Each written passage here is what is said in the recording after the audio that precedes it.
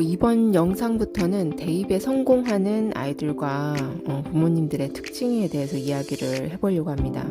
제가 이런 일을 하다 보면 큰 범위의 진학 결과는 학생들을 처음 컨설팅 했을 때부터 어느 정도는 예측이 가능하고요. 또 컨설팅 하면서도 당연히 어느 정도 결과에 대한 예측을 합니다. 그리고 그 상당수는 예측대로 결과가 나오더라고요. 예측 결과가 좋은 친구들은 이대로만 잘 가도록 도와주면 되겠다라고 생각을 하고요. 예측 결과가 좋지 않은 친구들은 그 원인을 찾아서 제거하도록 도와주는 것이 제가 가장 신경 쓰는 부분 중에 하나입니다. 그런데 그 예측에서 중요하게 보는 것은 단순히 이 진학 문제에서 반드시 학업 역량만 보는 건 아닙니다. 많은 부모님들이 아직 잘 모르시는 것이 있는데요. 실제로 빨리 선행을 하고 집안에서 막강한 경제력으로 좀 사교육 지원을 해주고 부모님께서 또 많은 입시 정보를 취득하시고 아이도 뛰어난 공부 재능과 또 그런 열정을 가지고 있다 하더라도 실제 실패하는 아이들이 있고 앞서 나열한 부분이 좀 부족해도 만족하는 진학 성과를 내는 아이들이 있습니다. 그 차이는 뭘까요?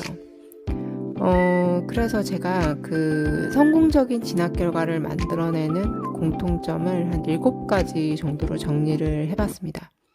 첫 번째는 가장 중요한 요소인데요. 바로 부모님과 학생이 매 순간 이 현명한 선택을 할 수 있는가입니다. 두 번째는 학생의 한계를 극복할 수 있는 인내심과 끈기가 있나. 여기서 이제 부모님은 자녀에 대한 인내가 좀 필요합니다. 그리고 세 번째는 부모님이나 선생님께 의존하며 좋은 진학 결과를 좀 쉽게 얻고자 하는 그런 마음을 당연히 내지 않고 경쟁에 대해서 올바른 마인드를 갖고 있는 학생인가. 그리고 네 번째는 특정 진학 결과를 희망하긴 하지만 집착하지 않는 마음을 가질 수 있는가. 다섯 번째는 부모님들이 아주 높은 자존감을 가지고 있어야 되고요. 여섯 번째는 학생에 대한 자기 객관화. 그러니까 학생이 자기 자신의 실력과 상황을 객관적으로 바라볼 수 있어야 된다는 거고, 부모님 역시 자녀의 능력과 역량, 그 다음에 성향을 객관적으로 바라볼 수 있어야 된다는 겁니다. 그리고 일곱 번째는 입시 운입니다. 운. 여기서 운이라는 거는 막 이렇게 신에 대한 어떤 그런 게 아니고요. 내가 통제할 수 없는 요소들, 내 노력 이외의 많은 요인들을 바로 운이라고 합니다. 그래서 이 7가지로 정리를 해봤는데요.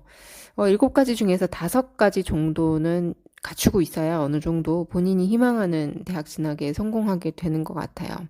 아마 이건 솔직히 입시뿐 아니라 사회에 나가서도 본인이 원하는 바를 이루는 사람들이 공동적으로 가진 특징에도 또 적용된다고 할 수 있을 것 같아요.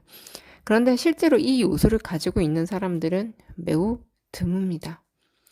그리고 참고로 말씀을 드리면 여기서 이제 성공적인 진학이라는 개념이 앞에 제가 다른 영상에서도 올려놨는데 서울대를 가고 흔히 요즘 많이 애들이 가고 싶어하는 의대를 갔다고 해서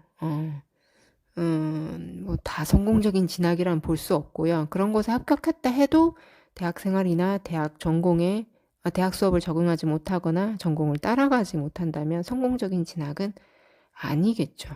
또는 서울대나 의대를 갔다 하더라도 다시 그 대학 간판을 바꾸기 위해서 다시 시험 치게 되는 경우도 있어요. 그러니까 한 번에 이렇게 자기가 원하는 또 잘 맞는 곳에 가는 것이 아니라 다시 도전을 하게 되는 그런 것도 성공적인 진학이라고는 볼 수 없겠죠. 아무튼 그 위에 7가지 요소가 준비되지 않으면 그 어떤 입시 정보도 그 어떤 최고의 선생님, 최고의 학교 환경, 가정 환경도 다 소용이 없습니다, 사실. 그러니까 지금 말씀드리는 7가지 부분에 대해서 한번 점검을 해보세요. 점검을 해보시고 그런 다음에 아이에게 맞는 진학 정보를 찾는 게 순서입니다. 그래서 지금 이 7가지에 대해서는 조금 내용이 길어질 거기 때문에 앞으로 다음 영상부터 해서 여러 개로 나누어서 소개를 해드리도록 하겠습니다.